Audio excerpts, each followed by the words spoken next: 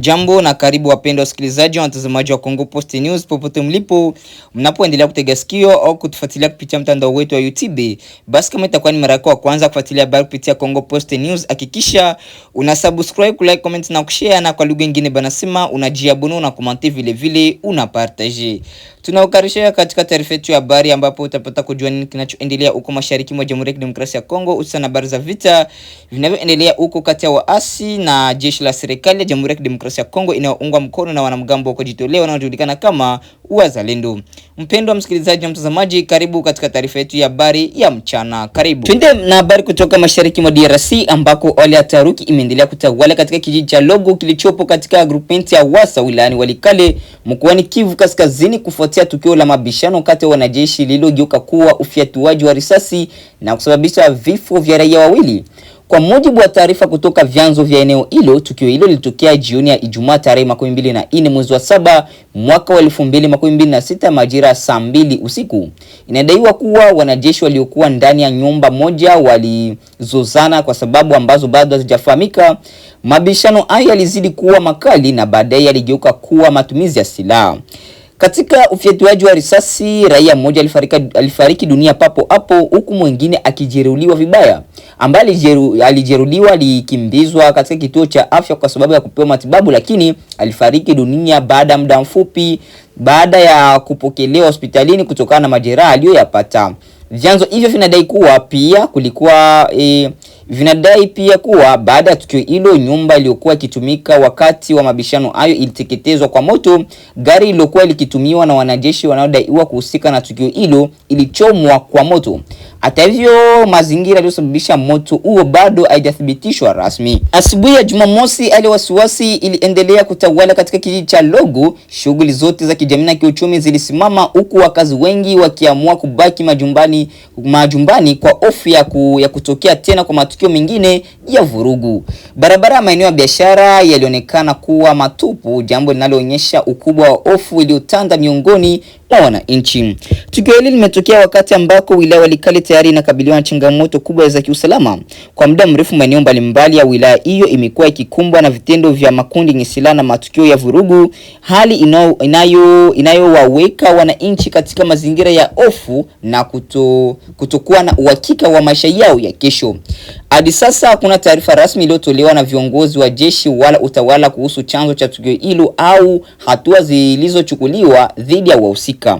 Hata hivyo, taarifa kutoka eneo la tukio zinaeleza kuwa mamlaka husika linatarajiwa kufika Logo kwa ajili ya kufanya uchunguzi wa kina ili kubaini ukweli wa kilichotokea na kuwajibisha wahusika endapo watabainika. Wananchi wa Logo wanatoa wito kwa serikali na vyombo vya usalama kufanya uchunguzi wa wazi na wa haki pamoja na kuimarisha ulinzi katika eneo ili kuzuia matukio kama hayo yasijirudie na kurejesha amani ya wananchi katika eneo la Walikale mkoani Kivu Kaskazini. Tuendelee na habari kutoka huko mashariki mwa DRC ambako mvutano wa kiusalama umeendelea kuripotiwa katika wilaya Walikale mkoani Kivu Kaskazini baada ya kuzuka kwa mapigano kati ya makundi yanayoshirikiana ndani ya muungano wa M23 katika kijiji cha Kashesha kilichopo katika eneo la Balindu katika groupement ya Kisimba.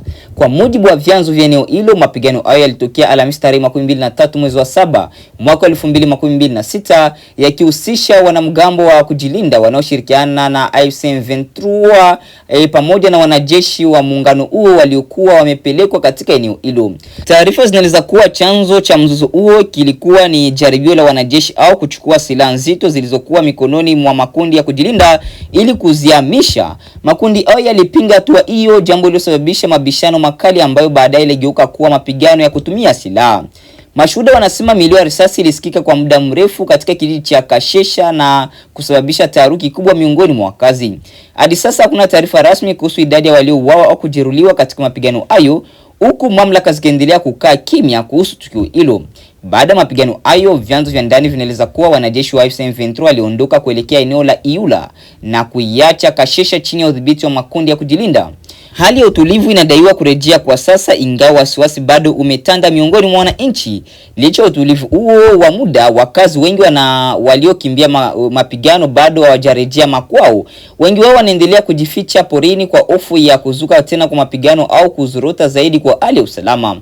Hali hii imeongeza idadi ya watu waliolazimika kukimbia makazi yao katika wilaya ya Walikale ambao kwa muda mrefu imekuwa ikikumbwa na mgogoro ya silaha. Wachambuzi wanaeleza kuwa tukio hili linaonyesha changamoto zinazoweza kujitokeza hata miongoni mwa makundi yanayoshirikiana, hasa kuhusu udhibiti wa silaha na usimamizi wa maeneo yenye umuhimu wa kijeshi. Migogoro ya aina hii inaweza kuongeza hali ya sintofahamu na kuhatarisha zaidi usalama wa raia. Hadi sasa hakuna tamko rasmi kutoka kwa viongozi wa kijeshi au kisiasa kuhusu sababu za mzozo huo wala hatua zinazochukuliwa. Wananchi wa eneo hilo wanatoa wito kwa mamlaka husika na wadau wa mchakato wa amani kuchukua hatua za haraka ili kuzuia mapigano mapya, kuimarisha usalama na kuwezesha wananchi waliokimbia makazi yao kurejea makazi yao au kurudia manyumbani kwao. Tuendelee na habari za nchi ya Jamhuri ya Kidemokrasia ya Kongo ambako Waziri Mkuu wa Jamhuri ya Kidemokrasia ya Kongo Judith Suminwa Tuluka amefanya ziara katika kanda ya afya ya Rwampara iliyopo takriban kilomita 10 kutoka mji wa Bunia mkoani Ituri kwa lengo la kutathmini maendeleo ya mapambano dhidi ya ugonjwa wa Ebola na kuonyesha mshikamano wa serikali kwa wahudumu wa afya wanaotekeleza jukumu hilo. Ziara hiyo ilifanyika Ijumaa tarehe 24 mwezi wa 7 mwaka 2026 ambapo waziri mkuu aliongoza ujumbe uliowajumuisha viongozi wa serikali pamoja na washirika mbalimbali wanaoshirikiana katika sekta ya afya. Akiwa Rwampara alitembelea kituo cha matibabu ya Ebola ya CTE ili kujionea hali ya huduma zinazotolewa kwa wagonjwa na kufahamu changamoto zinazowakabili wahudumu wa afya. Kwa mujibu wa taarifa iliyotolewa na ofisi ya waziri mkuu, ziara hiyo ililenga pia kuimarisha ari ya timu zinazopambana na mlipuko huo wa Ebola katika eneo hilo. Timu hizo zinaendelea kutekeleza majukumu muhimu kama vile uchunguzi wa wagonjwa wanaoshakiwa kuambukizwa, kutenga wagonjwa kwa ajili ya matibabu maalum, kuwahudumia waliothibitishwa kuwa na maambukizi, kuwafuatilia watu waliokutana na wagonjwa pamoja na kutoa elimu kwa jamii kuhusu namna ya kujikinga dhidi ya ugonjwa huo wa Ebola. Katika hotuba yake, Judith Suminwa alitambua kuwa wahudumu wa afya wanafanya kazi katika mazingira magumu, hususan katika maeneo yenye changamoto za kiusalama na miundombinu. Alisisitiza kuwa serikali itaendelea kuwapa msaada unaohitajika ili kuhakikisha mapambano dhidi ya Ebola yanafanikiwa na wananchi wanapata huduma bora za afya. Kama sehemu ya kuimarisha uwezo wa timu hizo, waziri mkuu alikabidhi mratibu wa mkoa wa Ituri wa mapambano dhidi ya Ebola Profesa Steve Auka magari 10 ya kisasa yenye uwezo wa kutembea katika maeneo magumu aina ya 4x4. Magari hayo yanatarajiwa kusaidia kuwafikisha wagonjwa kwa haraka, kusafirisha vifaa vya matibabu na kurahisisha shughuli za ufuatiliaji katika maeneo mbalimbali. Hata hivyo, imepokelewa kama ishara ya dhamira ya serikali ya kuendelea kuwekeza katika sekta ya afya na kuimarisha uwezo wa kukabiliana na mlipuko ya magonjwa ya kuambukiza, hasa katika mikoa ambayo imekuwa ikikumbwa na mara kwa mara na visa vya Ebola. Wataalamu wa afya wanaeleza kuwa pamoja na juhudi za serikali na washirika wake, ushirikiano wa wananchi unaendelea kuwa nguzo muhimu katika udhibiti wa ugonjwa huu. Wanatoa wito kwa wakazi wa Ituri kuendelea kufuata maelekezo ya wahudumu wa afya, kutoa taarifa mapema wanapoona dalili zinazofanana na Ebola na kushiriki katika kampeni za uelimishaji. Hiyo ndio ilikuwa habari kutoka huko Ituri ambako waziri Judith Suminwa alienda kutembelea vituo vya afya ambavyo vinaendelea kupana matibabu kwa wananchi wanaoshakiwa kuwa na ugonjwa wa Ebola au ambao wanathibitishwa kuwa na ugonjwa wa Ebola. Asante. Tuanze na habari kutoka mashariki mwa DRC katika mkoa wa Kivu Kusini ambako taarifa kutoka eneo la mashariki mwa Jamhuri ya Kidemokrasia ya Kongo zinaeleza kuwa tangu Jumamosi tarehe 25 Julai mwaka 2026 muungano wa waasi wa Red Tabara Twirwaneho na FC M23 unaodaiwa kuungwa mkono na Rwanda umechukua udhibiti wa mji wa Kipupu ambao ni makao makuu ya sekta ya Itombwe katika milima ya juu ya wilaya ya Mwenga mkoani Kivu Kusini. Kwa mujibu wa taarifa hizo, mbali na mji wa Kipupu, vijiji viwili vinavyozunguka eneo hilo pia vimeripotiwa kuingia chini ya udhibiti wa muungano huo wa waasi. Hata hivyo, hadi sasa mamlaka za serikali ya Jamhuri ya Kidemokrasia ya Kongo hazijatoa tamko rasmi kuthibitisha au kukanusha madai hayo, hivyo taarifa hizi zinaendelea kusubiri uthibitisho kutoka vyanzo huru. Kipupu ni eneo lenye umuhimu wa kimkakati kutokana na nafasi yake katika milima ya Itombwe, ambako kwa muda mrefu kumekuwa na mapigano kati ya vikosi vya serikali na makundi mbalimbali yenye silaha. Mabadiliko yoyote ya udhibiti katika eneo hilo yanaweza kuathiri hali ya usalama na maisha ya wananchi wanaoishi katika maeneo ya jirani. Wakati huo, taarifa kutoka Kalingi katika sekta ya Tanganyika ndani ya wilaya Fizi zinaonyesha kuwa hali ya usalama inaendelea kuwa shwari. Eneo hilo linaelezwa kubaki chini ya udhibiti wa vikosi vya Jamhuri ya Kidemokrasia ya Kongo FARDC, huku hakuna taarifa za mapigano mapya zilizoripotiwa hadi sasa. Wananchi katika maeneo ya Mwenga na Fizi wanaendelea kufuatilia kwa karibu maendeleo ya hali ya usalama, huku wengi wakihofia uwezekano wa mapigano kuenea katika vijiji vingine endapo juhudi za kurejesha amani hazitaimarishwa. Kwa ujumla, wakati madai ya kutwaliwa kwa Kipupu na vijiji viwili vya jirani yakiendelea kuzua wasiwasi, hali katika eneo la Kalingi bado inaelezwa kuwa tulivu chini ya usimamizi wa FARDC.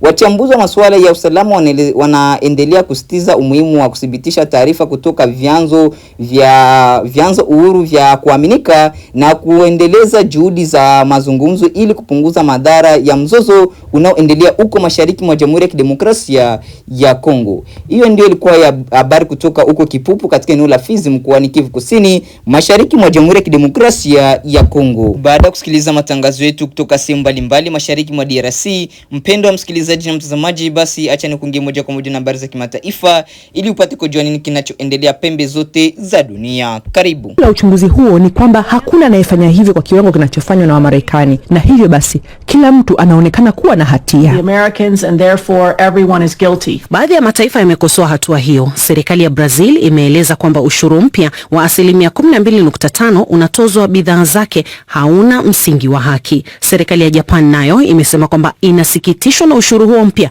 huku waziri wa biashara wa Australia Don Farrell akisema ushuru huo hauna uhalali kabisa. China imekuwa ikisema mara kwa mara kwamba inapinga aina yoyote ya ushuru unaowekwa kwa uamuzi wa upande mmoja, na imekanusha tuhuma za matumizi ya ajira ya kulazimishwa. Msimamo wa China kuhusu masuala ya uchumi na biashara kati yake na Marekani umeendelea kuwa dhabiti na wazi. Tunapinga aina zote za hatua za upande mmoja kutoza ushuru. Vita vya ushuru au vita vya kibiashara havina manufaa kwa upande wowote. Ingawa Uingereza na Umoja wa Ulaya watakabiliwa na ushuru wa 10% unaofanana, Uingereza watalipa kiasi kidogo zaidi kutokana na tofauti zilizopo katika mikataba miwili iliyojadiliwa na Rais Trump na aliyekuwa Waziri Mkuu Keir Starmer. Marekani ndio soko letu kubwa zaidi la bidhaa za mauzo ya nje. Thamani ya mauzo hayo ilifikia karibu pauni bilioni 1 mwaka 2025. Tangu ushuru huo ulipoanza kutekelezwa, mauzo yetu ya bidhaa za nje yalipungua kwa 15%. Hilo ni pigo kubwa, hasa kwa kuwa Marekani ndio soko letu muhimu zaidi. Hivyo kuona ushuru huo ukiondolewa lilikuwa jambo la kututia matumaini makubwa. So seeing this lifted is really exciting. Kwa muda mrefu Trump amekuwa akisisitiza kwamba ushuru unalinda wafanyakazi wa Marekani na kuimarisha uchumi wa nchi hiyo. Mwezi wa Aprili mwaka 2025, Trump aliweka ushuru wa hadi 50% kwa washirika mbalimbali wa biashara duniani katika kile alichokiita siku ya ukombozi, akisema kwamba hatua hiyo ilikuwa inalenga kurekebisha kile alichodai kuwa ni mfumo usio wa haki dhidi ya Marekani. Na mkuu wa haki za binadamu wa Umoja wa Mataifa Volker Turk amezitaka nchi zinazohusika katika vita vya Iran kusaidia kuokoa na kuhamisha mabaharia 6,000 waliokwama katika mlango bahari wa Hormuz. Iran imeendelea kufanya mashambulizi ya kulipiza kisasi dhidi ya Marekani kufuatia mashambulizi makubwa yanayoendelea kufanywa na Marekani nchini humo. Beldin Waleula na maelezo zaidi. Milipuko iliripotiwa katika maeneo mbalimbali ya pwani ya Ghuba ya Iran pamoja na maeneo ya magharibi, kaskazini na katikati mwa nchi hiyo. Kwa mujibu wa vyombo vya habari vya serikali ya Iran, watu 4 waliuawa na wengine 5 kujeruhiwa katika shambulio lililotokea kusini magharibi mwa nchi hiyo. Baadaye Iran ilitangaza kuwa imefanya mashambulizi dhidi ya Kuwait, mshirika wa Marekani, huku ving'ora vya tahadhari vikisikika nchini Bahrain na Jordan. Wakati huo safari za ndege zilisitishwa katika uwanja mkubwa wa ndege nchini Iraq baada ya taarifa za kuanguka kwa ndege hiyo isiyo na rubani. Hatua hiyo imekuja wakati Iran kilaani mpango wa Marekani wa kutumia mali za Iran zilizozuiwa kulipia fidia ya uharibifu uliosababishwa na vita, jambo linaloashiria kuongezeka kwa mvutano kati ya mataifa hayo mawili. Siku ya Alhamisi, Rais wa Marekani Donald Trump alisema kuwa gharama za uharibifu wa meli na mizigo katika mlango wa Hormuz zingelipwa kwa kutumia fedha za Iran ambazo Marekani inazimiliki na kuzidhibiti. Mwezi wa Juni, Marekani na Iran zilifikia makubaliano ya vipengele 14 yaliyolenga kusitisha operesheni za kijeshi, kufungua tena mlango bahari wa Hormuz kwa usafiri wa baharini na kufikia makubaliano ya kumaliza vita ndani ya siku 60 zilizofuata. Hata hivyo, wiki tatu baada ya kutiwa saini kwa makubaliano hayo, Trump alitangaza kuwa usitishaji mapigano umekoma kufuatia mashambulizi ya Iran dhidi ya meli katika mlango bahari wa Hormuz na mashambulizi ya kulipiza kisasi yaliyofanywa na Marekani. Trump anafahamu kwamba hana uungwaji mkono wa kisiasa nchini kwake kwa hatua kubwa ya kuongeza operesheni za kijeshi ambayo huenda ingehitajika kuibadili msimamo wa Iran kwa wakati huu. Haionekani kwamba ana nia kutekeleza hatua hiyo. Licha ya matamshi yake makali, ameendelea kuizuia Israel isichukue hatua zaidi za kijeshi. Sidhani kama atafikia hatua hiyo, na pia sidhani kama Iran inaamini kwamba atafanya hivyo. I don't think he's going to go there. I don't think the Iranians believe he's going to go there. Kifungu cha 11 cha mkataba huo wa maelewano kilieleza kuwa Marekani inajitolea kuweka wazi na kuruhusu matumizi kamili ya fedha na mali za Jamhuri ya Kiislamu ya Iran ambazo zimezuiwa au kuwekwa chini ya vikwazo. Wakati Marekani ikiendelea na juhudi za kurejesha udhibiti wa mlango bahari wa Hormuz, wasiwasi unaongezeka kuhusu vitisho vipya dhidi ya usafiri wa baharini katika bahari ya Shamu vinavyotokana na waasi wa Houthi wa Yemen wanaoungwa mkono na Iran. Hali hiyo imechangia kupanda kwa bei ya mafuta ghafi iliyopita $100 kwa pipa, kiwango cha juu zaidi tangu mwezi Mei. Mvutano kati ya Marekani na Iran umeendelea kuongezeka tangu mwanzoni mwa mwezi Julai. Belden Waliaula, BBC. Na asante Belden Waliaula. Makamu wa Rais wa Tanzania Daktari Emmanuel Nchimbi amewataka raia wa taifa hilo kuendelea kudai kupatikana kwa katiba mpya yenye maridhiano ya kitaifa, akisema ndiyo msingi wa kuimarisha haki za binadamu, utawala bora na demokrasia.